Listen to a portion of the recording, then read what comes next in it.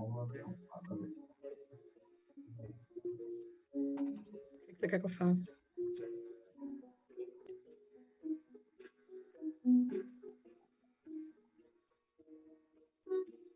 Olá, Edimilson, obrigada pelo retorno. Já estamos nos 5 minutos.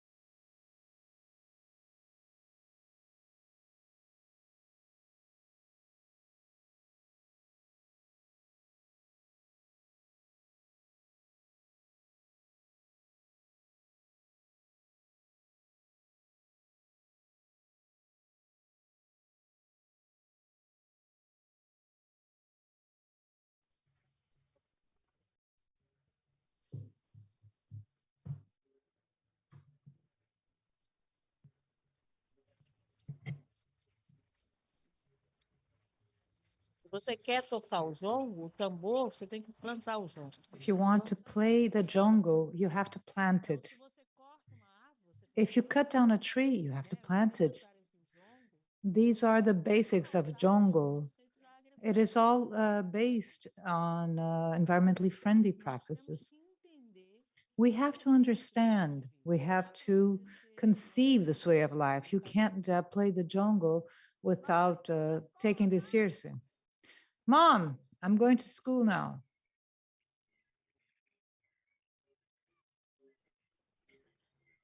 Foram anos de luta para que as pessoas Years and years of struggle for people to understand the importance of how you are able to convey the whole idea of jongo, that the school knows how to drink from the source. Because people think that, sometimes things just come easily. No, it's all part of a learning. It's hard to educate.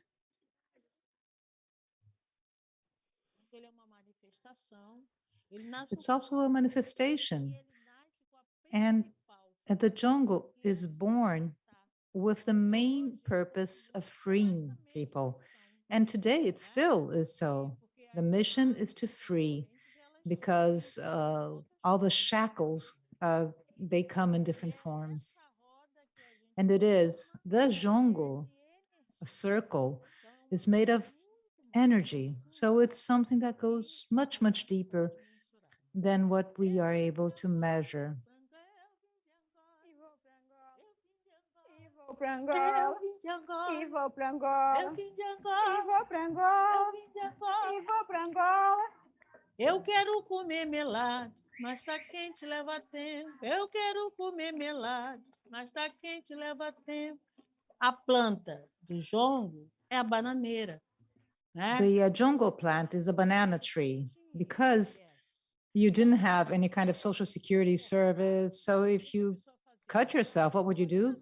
You would just go, you took your knife and you cut the banana tree, and that's it. And that's it. You'll be fixed, so to speak. So you would be healed. So today we are revisiting this knowledge through the jongo circle. So we do the jongo all over the town, and it is for our common good.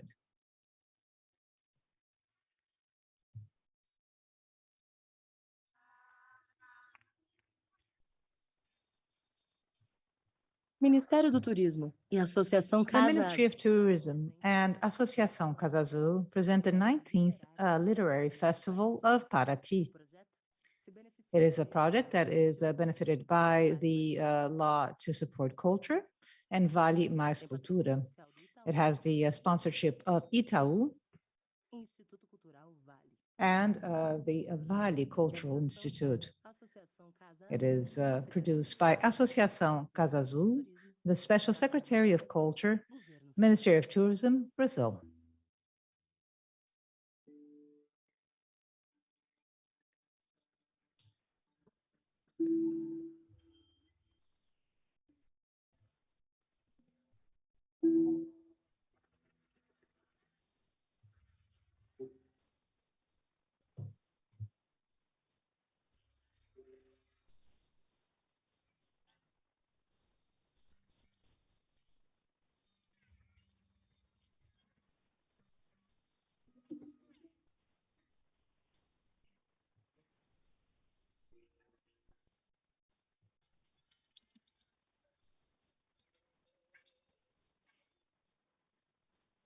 Esta mesa é ao vivo e é transmitida em 3 canais pela We internet. are transmitted live with 3 channels, original audio, Portuguese, and English.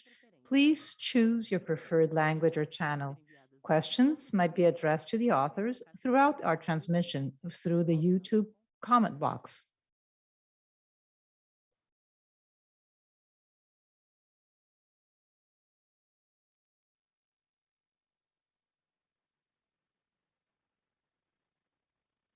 Olá a todos, todas. Hello, everyone. All those who are here with us, the 19th International Literary Festival of Paraty. We are starting the 4th roundtable called Leaves and Verbs. I am Joselia Aguiar. I'm a journalist, a writer.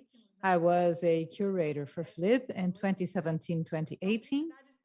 And it's such a pleasure to be here with 2 amazing, genius people, Véronique Tadjo and Edimilson de Almeida Pereira. I would like to thank the team of curators, Anne, Evandro, João Paulo, Pedro, and congratulations for this very special flip. And I would like to thank all those working behind the scenes. So we bring joy and courage to Paraty. And I say these are amazing people. Edimilson, Edimilson is an old love of mine, and Veronique is a new love of mine. So it's such a pleasure to meet Veronique and get to know her a little bit better after this meeting. They both have a aesthetic and political perspective that goes through their African diaspora. Edimilson belongs to the world and from Minas Gerais. He goes from Juiz de Fora to Zurich, and Veronique was born in Paris from a Cote d'Ivoire family origin, and she worked in her country, the Ivory Coast, and many other areas in the African continent, in the US, and today she's speaking from London. They're also both poets, thinkers. They write in prose and verses. They also write fiction, a fiction that will never lose its poetic language. They also write for children. Veronique not only writes for children, she's also an illustrator, and also she has also a career as a painter. So they have a very solid also participation in the academic world and universities, and have many awards. So we'll do a very brief first round with a question regarding Paraty, the experience they had in Paraty. Paraty is one of the jewels of the colonial cities in Brazil. It's a beautiful, beautiful village. It has a beautiful nature and a colonial tradition. Veronique, you haven't been yet to Paraty, unfortunately. And you have the floor. Thank you very much. And thank you all. Thank you so much for welcoming here to this festival. Thank you so much to Edimilson also for allowing us to have this conversation. So unfortunately, no, I have never been to Paraty. And of course, I'm really sorry for that, because immediately if I was off on Google to see what Paraty looked like, and I see it's a beautiful village, it's magnificent, with you have the mountains, the forests, the sea, and lots of history. So just too bad I've never been, but I know that one day, I do not despair. One day I'm sure I will be there, and I hope to visit Paraty one day. Thank you, Veronique. Edimilson, I remember having you in Paraty, welcoming you in Paraty. Yes, you're right, Joselle. It's such a pleasure to be back, even though I'm a bit distant from this virtual Paraty now. But I have wonderful memories and concrete experiences in 2017, thanks to your invitation. And I once again thank Flip for inviting me to participate. And I greet Veronique warmly and all those who are in the backstage preparing this meeting. And all those from the city of Paraty, of course, who are those who give life and meaning to all our meetings. Thank you, Edimilson. Veronique, I would like to start asking a question to you related to your absolutely beautiful book, In the Company of Man, En Compagnie des Hommes. We are translating straight from English. It was not yet translated into Portuguese. It is a novel with research, and it talks about the Ebola pandemic. You built a structure of many voices in this book. We have scientists, physicians, survivors narrating their stories of the pandemic, of the Ebola pandemic, that is. But we also have the forces of nature. We have the presence of talking trees and even a baobab tree talking, and also the virus itself. And there is a dialogue and a confrontation, a conversation between the virus and the baobab tree. So if you could, tell us a little bit about how these voices came to you, this talking tree, this talking virus, and this nature communicating with our human readers. You have the floor, Veronique. Thank you very much for your question, Joselia.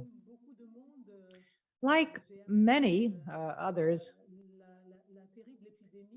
I learned about this horrible epidemic that hit Guinea, Sierra Leone, and at the time I was living in Johannesburg in South Africa. I was immediately overwhelmed by this tragedy. We were almost following it live through the mainstream media, and I was really shocked by the image of Africa through this lens of the epidemic. And for many years, I asked myself, well, when we show these images, these are horrible images, very difficult images, because I come from West Africa. I know very well this country. I know Guinea, I know Liberia and Sierra Leone, and the Ivory Coast has a common frontier with Guinea. So it could have hit us too. So how can I rewrite the story in a moment when it goes, and we know it goes beyond what we see on the screens, on the media, and what we even read in the papers. So it was a result of my wish to show at the same time the tragedy, but also all that is beautiful in West Africa. So it was to try to win back this narrative. And then by doing this, I understood that I would have to go deep into the oral tradition of Africa, that I could speak from this language that everyone knows, because the oral tradition in Africa has always existed around the world, but very specifically in Africa, very especially in Africa. I know it also exists, of course, in Brazil, but it is a universal language, but also at the same time, it's very regional, because you will tell your stories in a specific way according to your culture. But it is a literary genre, and also at the same time a universal language. So I decided to take a deep dive in the oral tradition of West Africa. And what is beautiful in this oral tradition is that there is an extreme freedom, because the trees can speak, the animals can speak, nature speaks and it expresses itself. And so I found that that would give me the possibility of relating to something that was something very touching to me, but at the same time, visiting the literary and the oral traditions in Africa of what has gone by in Guinea. You had this whole work to gather different statements. There is a lot of research you did for this specific book, and also lots of imagination. I've seen some interviews in which you say how it was to balance these two things, the research and the creative writing. So if you could talk a little bit more about this process. At first, very well documented, and then at the second moment of inventing and being more creative. Yes, that's exactly it. It was quite difficult because we tried to find some kind of balance. I wanted to have the reader leaving the book with a certain level of knowledge. When I started researching, I learned a lot, and as I was learning, I was able to take me. I went to other areas, so I thought it was very important to me for us to try to learn everything we could about the epidemic.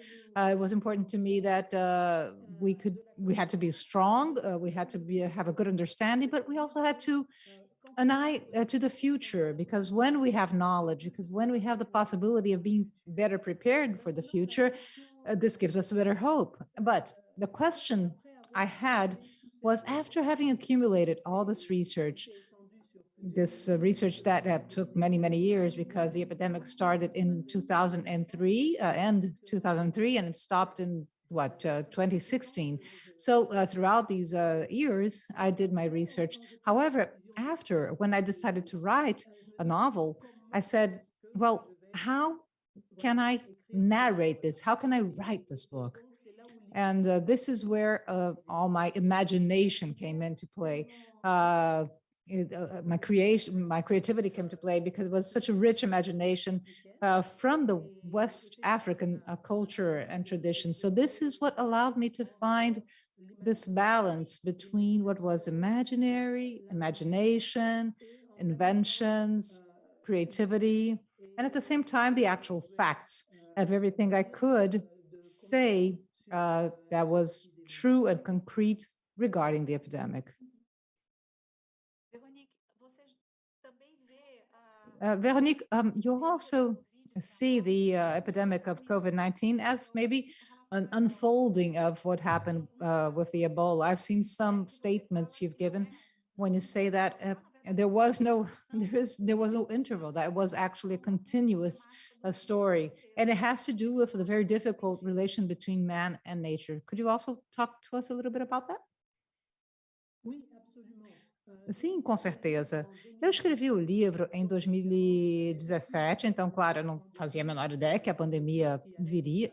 I had no idea that the pandemic would hit us, but on the other hand, and by listening to the experts and the scientists, the physicians, and different statements, and I understood that if we continued as we were in the world, if we continue to have this very difficult relation with nature, with the animals, such as easily we would go through the deforestation, which is an extreme issue, because when we destroy an animal's habitat, they will come closer to man.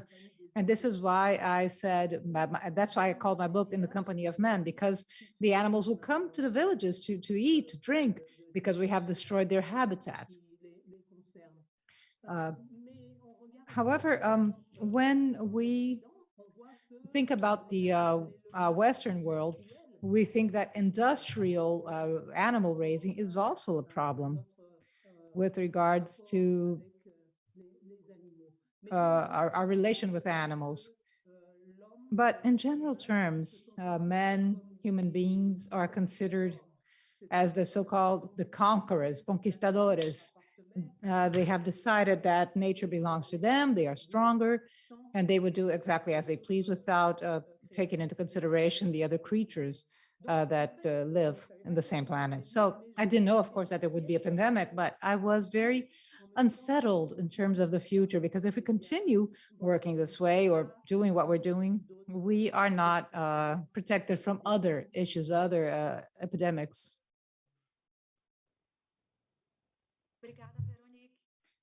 Thank you, Veronique. Edimilson, I would like to start with you, with your story.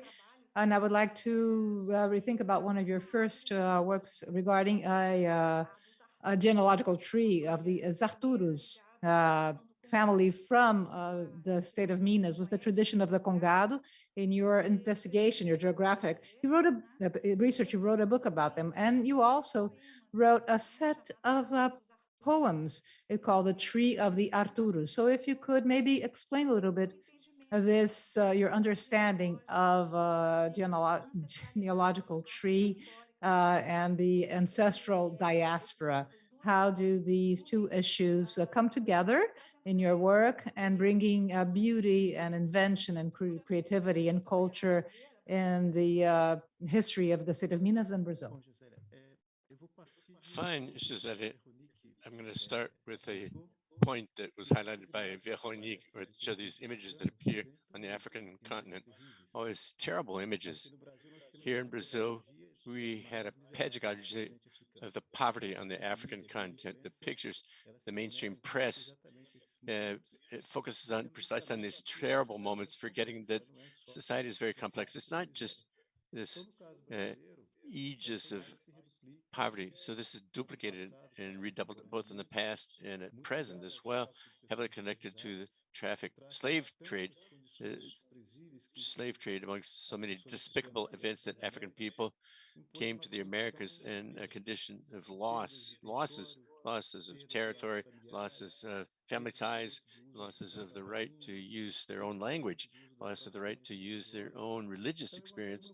So it's a constant accumulation of losses and defeats, and this violent process was colonialism with mercantilism and slave trade. So when we begin to work with, in the mid 1980s, with so-called popular cultures in Brazil, especially in rural areas, a topic that was very special called my attention.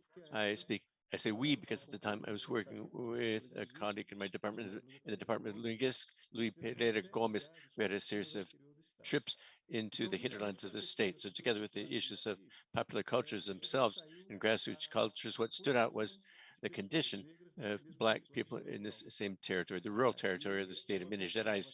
And something that called our attention was that there was, on the one hand, a legacy of dispersion and fragmentation and loss. There's painful universe that in the media we relate to Black people. On the other hand, there was simultaneously combination of values and meanings which traversed and included so many aspects, amongst so many aspects, the family issue. And that's where suffice that to hear in the language of these people in the hinterlands, they had, for example, a song, and people talked about, I can't sing, but it's common in Brazil, and Black people and non-Black people use this song. And this expression says the following: my father is called Caco, my mother Caco Maria. My name is Caco myself. I'm a grandson of Cacaria and scraps. This goes to the folklore of the festivals, as if jongo were less important. But jongo, it's on the one hand, they talk about this idea of subjects, caco, or fragments, scraps, which despite fragmentation, joining together with these scraps and shards have the idea of grouping. So when we realize that for these families, these Black families, poor Black families, and mixed race and indigenous people families were a structuring element. And to the extent they began to investigate this field, we found a point that Veronique stressed: in the absence of formal schooling, in the absence of formal education, the oral traditions, practices fill in this gap. So when I saw the presentation today, the master of Django left us an interesting message. We found a school of the government and a school of life, which is the Django school, the school of Django, to make the school of government learn the school of life, the school of Django. It has an oral tradition as its backbone. So the only people that told the story of the families they told it through stories, song, fragments of proverbs, and a family like called the Arturus. It was one of the amongst hundreds of thousands of family. It's a veritable tradition. So we researched this family group, the Arturus, the specific case, and we learned from them later from a more sociological perspective that this was actually a cultural practice of the oral tradition, not only Brazilian society, you can find it in other areas of the world as well, to talk about genealogical tree and a family tree, to think of others as well. Edimilson, that was beautiful. You also have a beautiful study concerning the rituals of cure with words and leaves, which is the book. This is how people are blessed in Minas Gerais, this idea of traditions, of religiousness, which also include cure and healing by the word and by leaves or herbs. Could you talk a little bit about this tradition It's a fabulous universe, and it's interesting because this book is from 1987. There's so much time that has gone by since then, and it refers to healing practice, which is precisely healing that uses two different levels. One is the practice; it's to use herbal remedies, the leaves. They're transformed into plasters and teas, and there is a biological action on the body with these plasters and teas, with these mechanisms of healing. This alone is not enough. The linguistic aspect, the word, is the mediator between this process of mutation of the body through medication that's proposed through the teas and plasters. The word creates the mediation which transcends to the sacred. So all prayer healers don't cure. It's the divine that heals. It's a tradition which has a long mixture with Western Christianity. They'll say, oh, it's God that cures. So they say it's a higher entity or a higher being.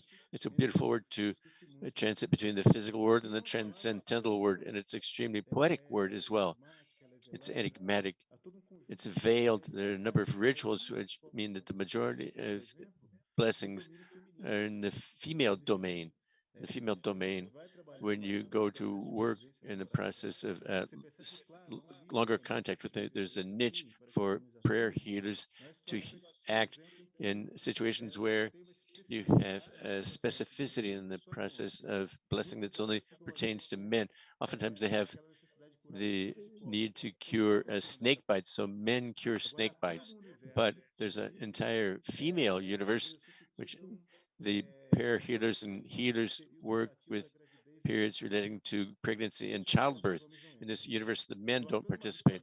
There's a ritual there where, in addition to being the sacred word, there's a gender demarcation. It's women's words and men's words that cure as well and heal as well. So this web that traverses the oral tradition, and today it's one of the reasons of the risk of this curative healing process to the extent that you physically lose the people and these formulas, these chants are forgotten. What has called attention is that the modern crisis, and as Veronique said quite well, to the extent that we've destroyed nature and we've destroyed the environment, we need to restore it. So this has led us back to these healing practices, this relationship with nature, and it can lead to what Ailton Krenak says. What they said was archaic. His knowledge was archaic. It's contemporary now. It's the future, in a sense. That's what Ailton Krenak has said. Perfect. I'm going to ask a question now, which is addressed for both of the speakers, and beginning with Veronique. Veronique, you talking about in the company of men, you commented that in an interview that, in fact, it is a tradition if the African oral tradition, but also part of the structure of the Greek chorus. And these are dialogues and they are combinations actually that you, both of you, are authors and artists who work with this Pan-African tradition and also within Western space. You write in Portuguese or French, and Veronique in French. She acts now in London, and she spent time in the United States, so she works also in this Western world. And I would like to understand how you deal with this, actually, with the reconciliation of these two worlds, which is the African world and the Western world, and in the language that you express yourselves in. So, Veronique, you have the floor now to answer that.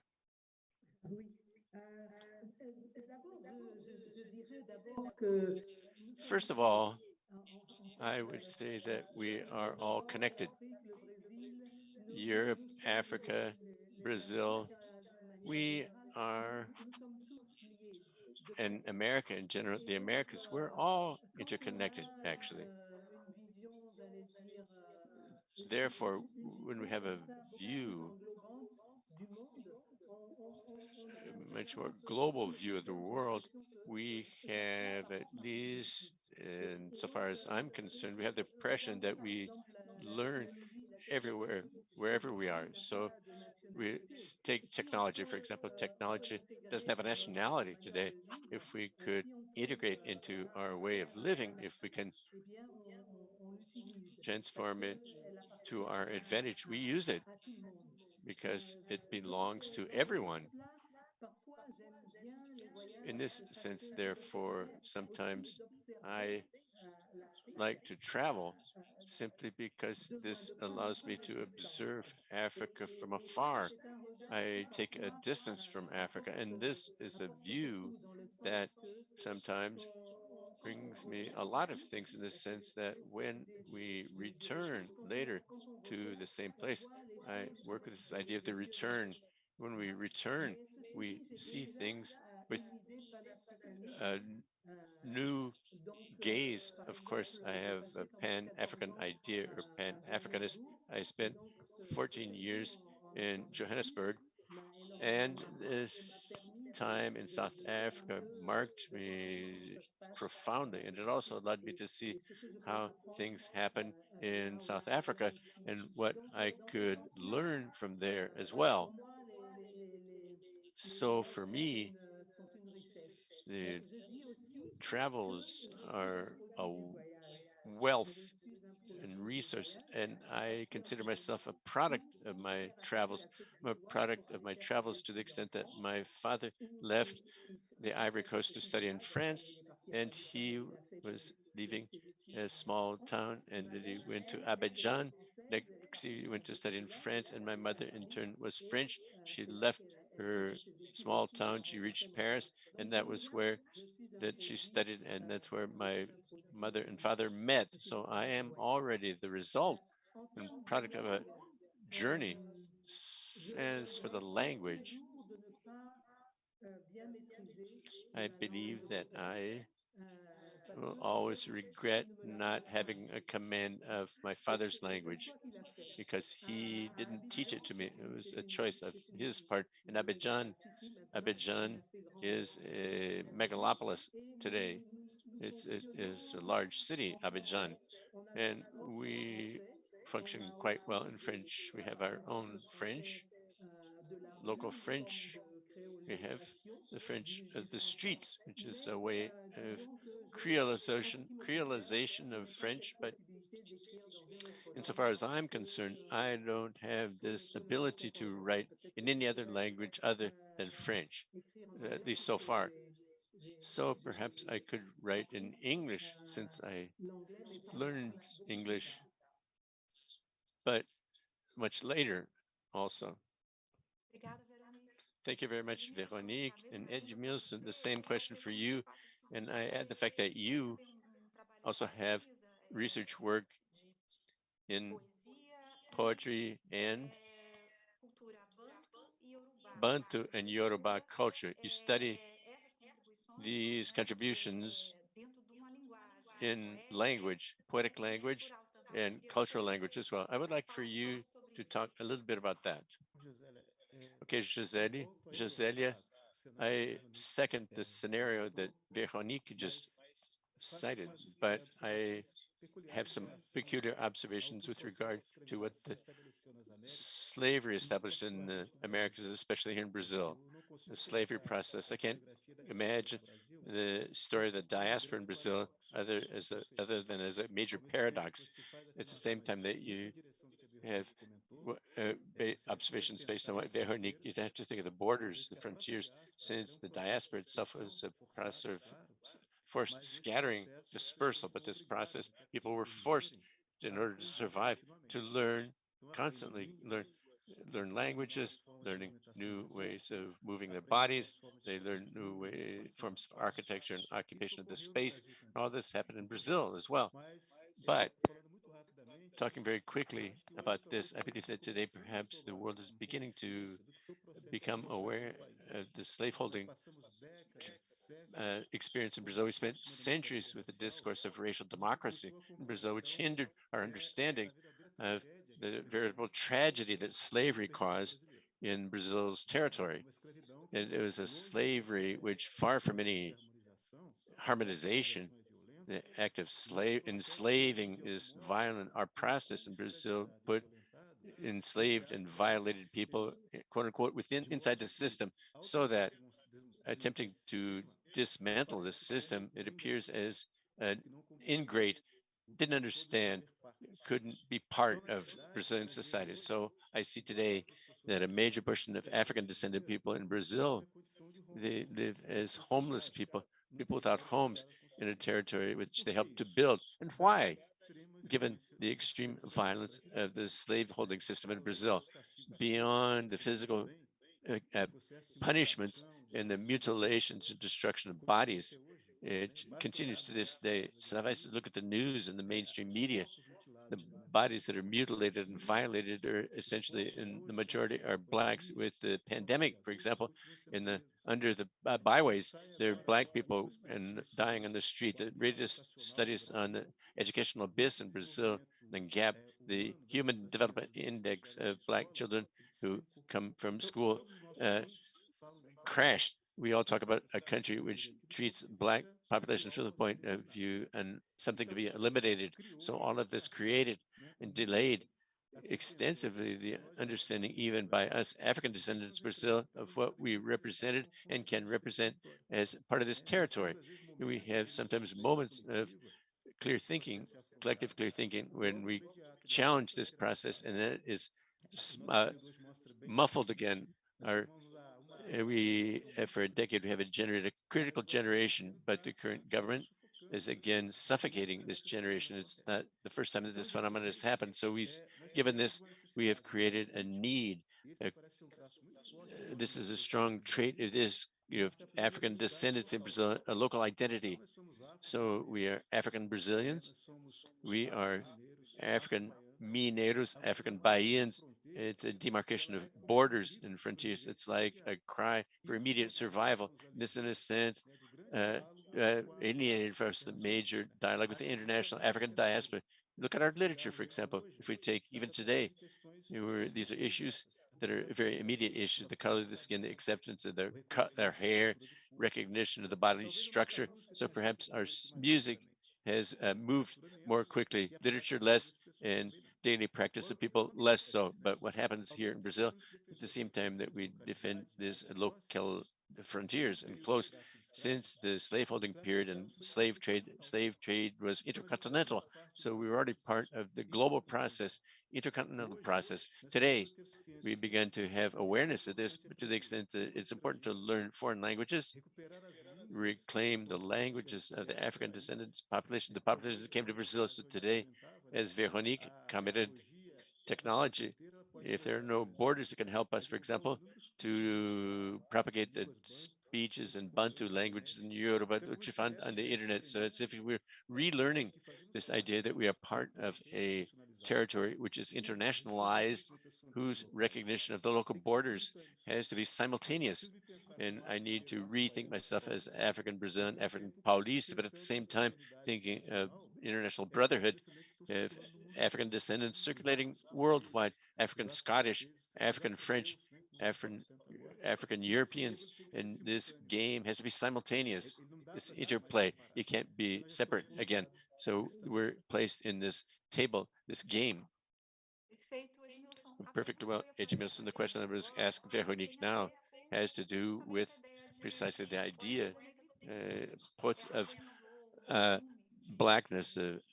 She organized a volume of poets, which includes, for example, Agostinho Neto, including Aimé Césaire, and names like Senghor, and its idea of a poesy of blackness and negritude, and it spins off and unfolds. And Veronique is part of this family tree, a Pan-African poetic family tree. How do you identify with this tradition of African descendant poets and African poets?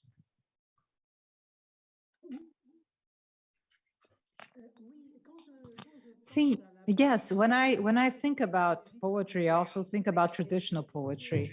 I consider that we make a mistake when we only start what we call about, we talk about the independence in the 60s, because actually we see that those poets were very much influenced by the so-called traditional poetry. So the traditional poetry, which is magnificent, it will continue to influence poets in general.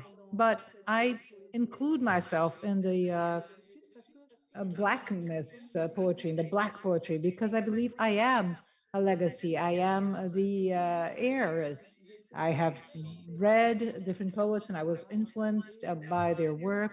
And I believe that it depends on us now to continue this legacy, this tradition, understanding that it is a long history. Sometimes we talk about African literature, for instance, considering that it arrived with the code of the independence. No, we are we're much richer than that. We have to go even back further down because we have a continuation, we have a harmony of different authors, which allows us to have a greater dialogue and to talk about common things. So I am very much influenced by all the poets you have referred to, and I loved preparing the anthologies I did, and I continue to read many of these poets and poetry because I believe it is a genre which allows us to have a greater imagination, to have our imagination expressing itself. And I think that Edimilson also is a poet. So, and he knows what I'm talking about when we take this deep dive into this universe, but we also have these references to all that has nourished us through the years. We're not alone. We're not alone. We have many others who came before us, many Black poets who came before us.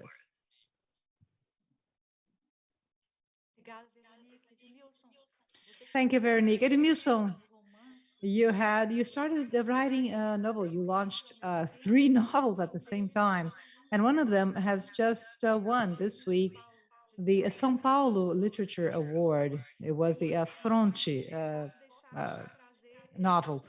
So I have to bring in this narrator. This is a man tree. He's a narrator in a broken town. So where did this man tree come from? What is he? And is he a bit autobiographical? And how will this man dialogue with this poetic research? For those who haven't read it yet, this novel has a certain line of thought that is very poetic. You never leave, you never abandon poetry, I guess, regardless of the fact that you are now writing a novel. So could you talk a little bit about your character, the man tree? So on the sequence here of the 3 prose books, the first concern was to change a little bit the literary influence we had. Historically, it is mainly Western. So when you think about a novel narrative, you have the European novels and all its unfoldings. And I was worried, and even some of these sources that to which Veronique referred to, we had the diaspora as an origin, of the African matrix as an origin. And so in the sense, these natural inspirations come from the idea that the origin of the world doesn't have one specific origin. It could have 3 different sources, 4 different sources. So you have a multiple source of the world, or birth of the world. So you will have in the same story in different areas and different perspectives. Sometimes the same narrator will tell you a story about the 3 different stories in 4 different ways. So this is why this first novel was trying to change the timeline. You know, that you publish a book, then a second book in sequence.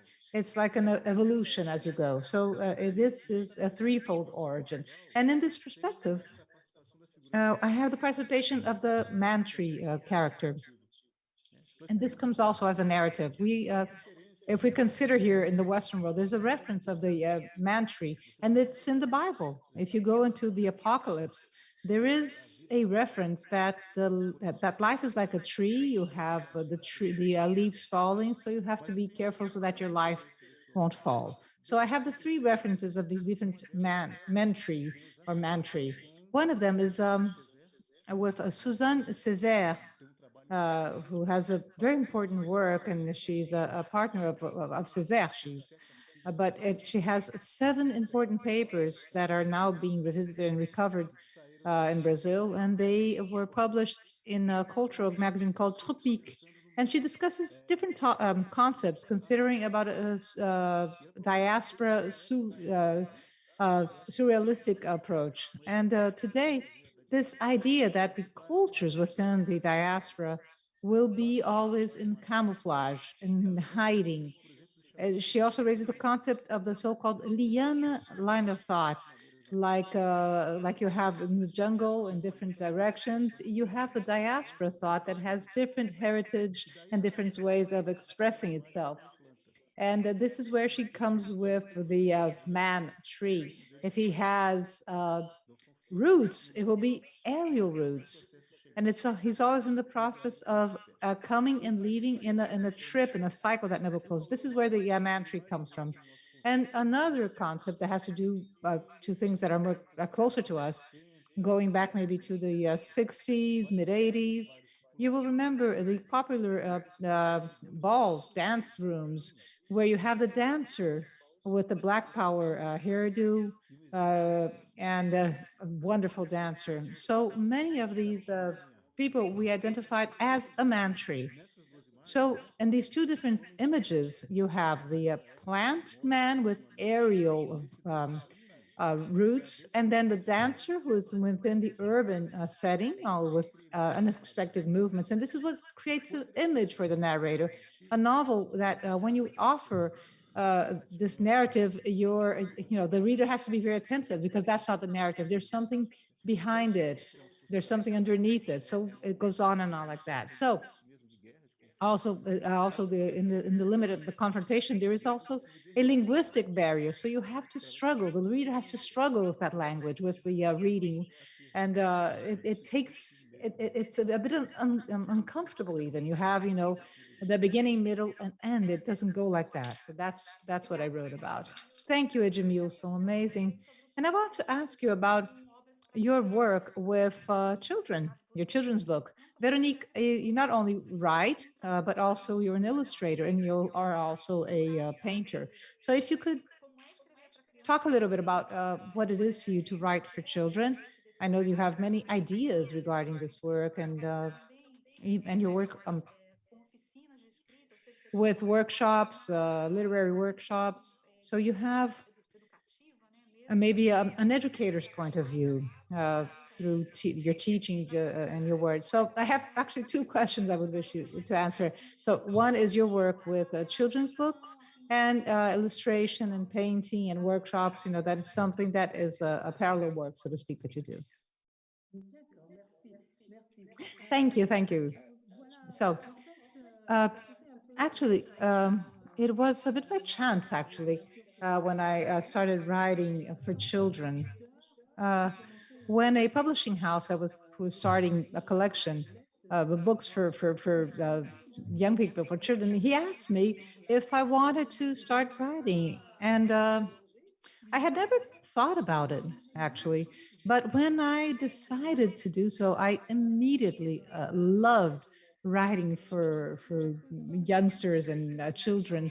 Since I was raised in the Ivory Coast, the writings and the stories I have heard on, and they were always, as I said before, this was always a very strong influence in my life. So I also saw that people who live in Abidjan, for instance, they lose this contact with the oral tradition. So how can we bring them back? How can we have them interested in the story? Because they're interested in all these wealth of the culture. So the book itself is a wonderful source of this interest. And to have them even more interested, of course, drawings, illustration comes to offset what we lose in the oral language, because the story is no longer an oral story. So I guess the visual arts will sort of offset the loss of the oral tradition. So we have this balance between illustration and text. So once I started, I never stopped. And So it's a parallel production, parallel, but it actually meets in the end. And I started writing for children because actually I was always hearing, people saying, well, in Africa, no one reads. We are no longer developing readers. People are not interested in literature and so forth and so on. So I said, why? Well, maybe because we haven't worked and developed good books for children. It's important that that children start reading as early as possible, but not read just anything. Read books that they can see themselves, they can identify with, they can see the way they dress, their characters, and they even can see maybe stories read stories that they have heard, and that we no longer have this tradition of orally telling these stories. So that's it. It was continuous, literature has to start when you're young and will continue into your life when you become adults. So how can you become an adult reader if we weren't used to read when you were young? And if we don't have this culture of reading, this whole culture of literature. So to me, I believe that this made sense, and this is why I decided to do these prepare these two productions. And this this I just love it, and allows me to develop even further as a writer. Wonderful. And what about Veronique, the painter, the artist? I believe it's also a tradition that comes from your father, who is also a painter. Is that it? And, actually, no. My mother was a she was a sculptor and also a painter. It's not that she taught me, but she when she saw that I started painting, she said, just well, just paint as you feel it, just do it as you wish. And this helped me a lot because I didn't try to. I believe that somewhere this comes from this same tradition that gives us great freedom, artistic uh, freedom. When we think, for instance, let's say a storyteller, a griot, someone who will tell the story, we see historic elements in the stories. We see elements from music, from poetry, from music, and everything that has to do with oral tradition. So I believe that from the moment when we are free to use our creativity, our imagination, we are able to find our own voice. And this is what really matters. I believe the future is in the imagination. We have to invent a future in which we will find our place in the world. And this is what is important. And this is why we have to always, drive young people to cultivate their imagination and their creativity. Thank you, Veronique. Edimilson, I would like you to talk a little bit about your work as a children's book, an author of children's book. It started in a very similar way. I didn't have the project of writing for children, but also a publisher, a friend of mine, thought about starting a collection to a certain age bracket that is not yet met. Children from in the pre-reading, they are able to read a couple of words, but they don't have sentence connections between words. So it was maybe around years 2000 when we started working together, this publisher and me, and we wrote our first text. And then I finally understood that, like essays and novels, something that is multicultural, I guess the same expression could be used to consider for the literature for the young population. So the diaspora, the African diaspora, is a topic, but it's not the only one in this writing process. What I always thought was quite interesting to work with in this perspective is that in the specific case of Brazil, children's book will go into the schooling, the school syllabus, And they're not just read as an entertainment or to get close to your cultural traditions, but it's decisively, and it does interfere in this initial step of learning how to speak and write, and also the formal writing. And not by chance, we have a number of publishing houses that has official programs. They buy books that go to the schools that are developed and distributed in schools. So not only you have the cultural development, which Veronique referred to very well. So in the Brazilian case, the education for the young population is not only creating a reader, but it will also guide who this reader will be from the very initial phases. And so given this challenge, the issue that was presented to me was this. We have a literary tradition, and it's very consolidated, sedimented. We have authors with a strong presence in our schools and the school syllabus, but certain topics were not touched upon. We always have these untouched territory in literature. So the whole idea is how to bring in these topics, in this case, a children's book, adjusting it for each different age bracket. So one of the topics that very complicated one is how to talk to a 6-7-year-old about the violence of the enslaved trade. It's painful, but you have to have that whimsical aspect, but you have to talk about a historical truth. So this challenge in terms of how to give meaning to certain realities is what actually stimulates me to work with this kind of modality. This is how you are able to involve young readers, but it's a circle, it's a circuit, because then also the families will get involved with the children's reading in books, and then the directors, educators, and the principals will have a direct mediation process. So child or children books in Brazil today, it's maybe one of the most intriguing and challenging scenarios in literature in Brazil, because new topics are now in vogue, and Brazilian society had a drawback in terms of ethics and morals. We were always very conservative. We had certain advances for maybe a decade and a half, and then all of a sudden it goes back in time, and then created a habit that of auto criticism. And now we have people discussing racism, gender differences, social economic differences, and even beyond the whole imagination field. This literature will always nurture and present itself to readers. So it is this universe of those who criticize, those who write, and those who read. And maybe today this is one of the most significant parts of literature. And this is what attracts me as a challenge, because I come from a children's formation, a children's books formation. It had a educational way with the good and the bad, the good side of life, the bad side of, and things are just very more complex than that, especially in these last few decades. So in the sense, working with illustrators also gained enormous relevance. Today we have in Brazil people from illustration with extraordinary works, because they have to translate this complexity into the illustration. You have to change your color, your intensity of what is being presented visually, and you have to present this social drama that the country is living. So you create the situation, as I said before, you have to think about the African diaspora in Brazil and Brazilian culture in general. I always think about the paradox.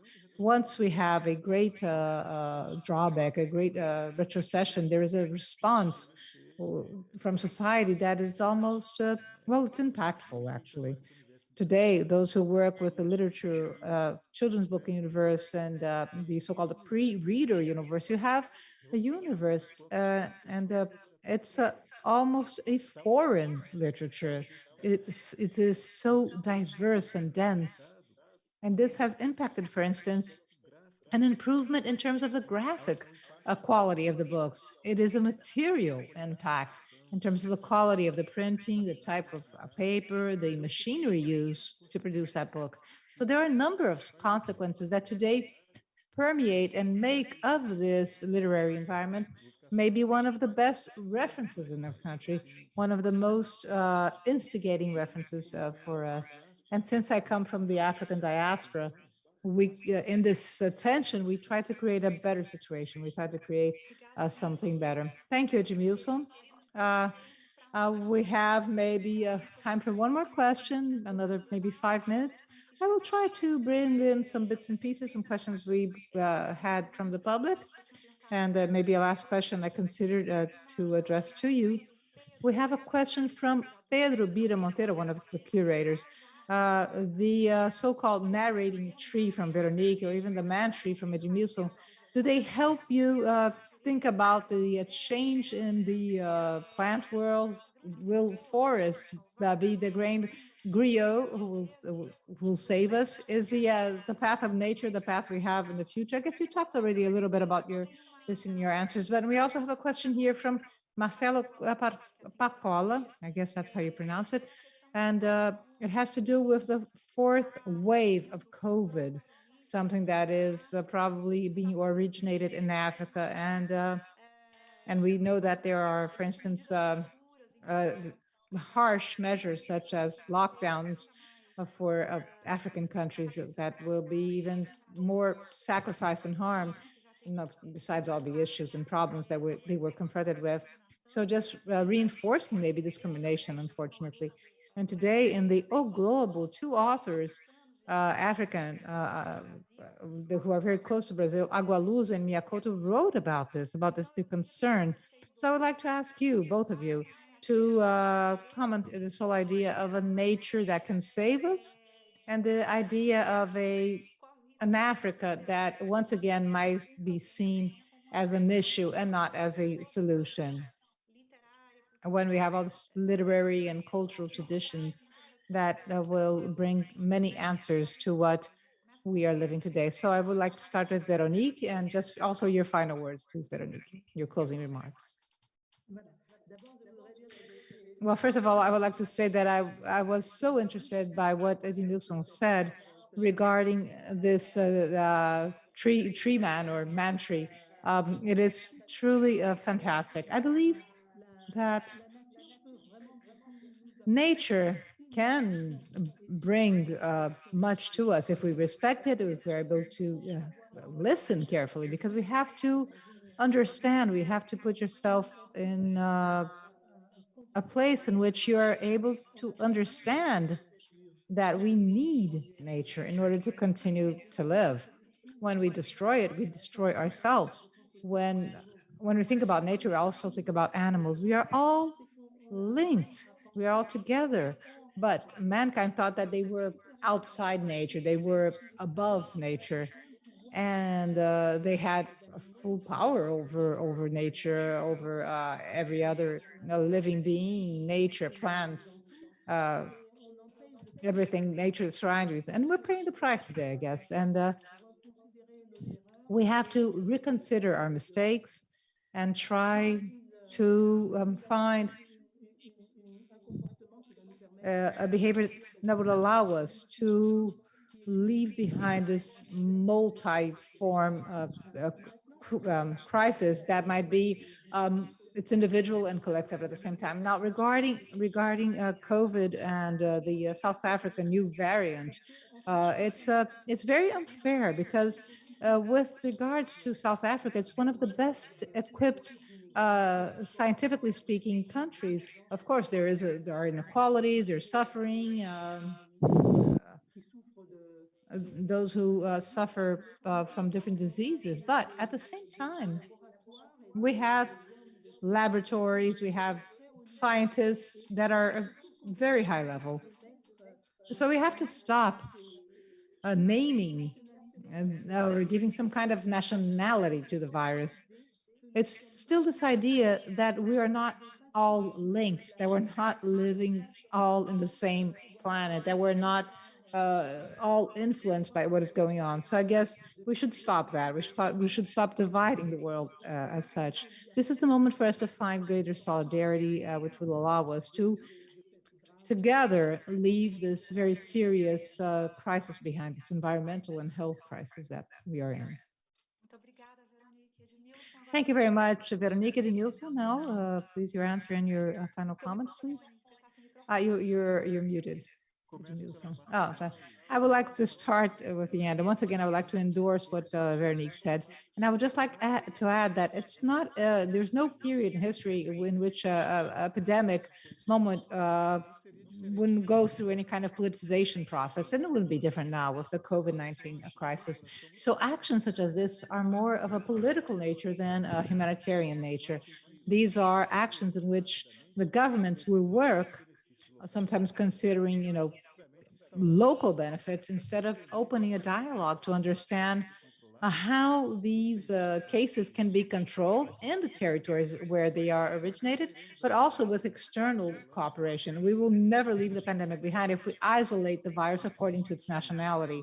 If we don't have a whole set of humanitarian understanding, we will have a great difficulty of leaving this crisis behind. So we have to understand the politicization of the sanitary crisis. Because of this politicization, there is an unfair distribution of vaccines. It's because of this that there is we have lockdowns and so forth and so on. So it's both a sanitary as well as a political aspect. So, and I would like to close by answering the question, is that nature doesn't have to give us the answer to where we're at. We have to give an answer to nature, because nature has a innate capacity of regenerating, and thanks to it, it has resisted to our destructive process. But we haven't given good examples of how we can work together holistically with the other living beings in the planet. When these measures do happen, and there's a practical, interesting example we should consider, and with this I would close and I hope in a positive note, is the project of creating the great green wall, which is being built at south from the African desert with the support of international organisms, of FAO, creating an enormous green corridor with the 15 kilometers extension and 8,000 kilometers in length, to try to recover an area which was degraded by successive invasion and destruction processes. So this kind of measure that you can put into action might be our friendship. It will be our greetings to nature, and have this man tree as a utopia that has to be embraced. And of course, I would like to thank you so much for this beautiful, enriching conversation. It was such a pleasure to meet Veronique. Thank you so much, and I love being here. Thank you. Okay, unfortunately, we will have to close this roundtable. And I would like to thank all of you, all the publishing houses, all the editors, our writers, our authors. Please keep in touch. We have a beautiful, beautiful program this year. We will continue on the internet, on YouTube. And I hope that Edimilson and Veronique are able to meet in person in Brazil, maybe in Paraty, as soon as possible. It will be wonderful. It would be wonderful. Thank you. Thank you, Flip. Thank you, the curators, and thank you, the team. Veronique, is there anything you would like to say? No, I just wanted to say a big thank you. And it was such a pleasure to meet Edimilson, especially to hear him and to hear what he has to say. It was fascinating, actually. And also thank you to you for having invited me. It was absolutely wonderful. Thank you so much. Thank you, and good evening, everyone. Good evening to all of you. Thank you.